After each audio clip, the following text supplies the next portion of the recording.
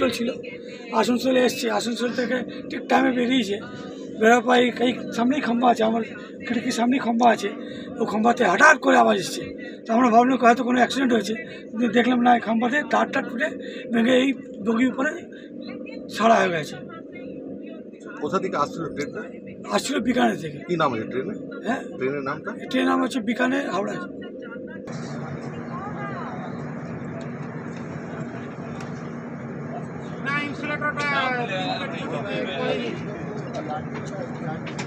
क्या घटना देखे यहाँ पर?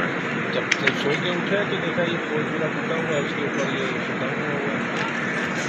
1-1.5 घंटे से अधिकारी आए हुए हैं, अब देखिए क्या होता है।